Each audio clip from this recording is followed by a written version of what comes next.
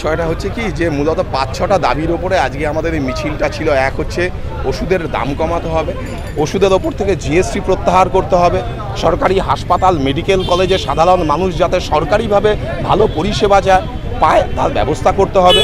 সারা ভারতবর্ষের জিডিপির ৫% ঔষধ ক্ষেত্রে ব্যবহার করতে হবে এবং ঔষধ যে দেশীয় শিল্পগুলো রয়েছে, যে কোম্পানিগুলো রয়েছে তাকে পুনরুজ্জীবিত করতে হবে। এই মূলত এই কয়েকটা দাবির ওপরে ভিত্তি করেই আমাদের এই মিছিল।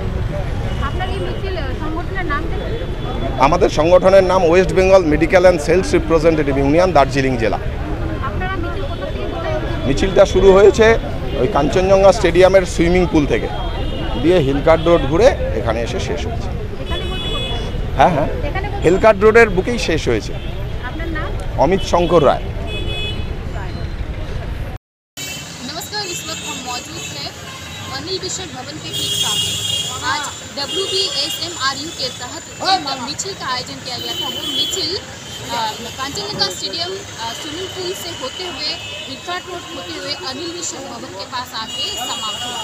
मिছিল का मूल उद्देश्य ये था कि सभी प्रकार की जो दवाएं हैं उनकी कीमत कम किया जाए और घरेलू उत्पाद में 5% की कम किया जाए और जीएसटी जो कि सभी प्रकार के दवाओं में लगे हुए हैं वो जीएसटी कम किया जाए। तो आइए वो तस्वीर आपके सामने में हम रखते हैं, देखते रहिए न्यूज़ एक्सपोज 365।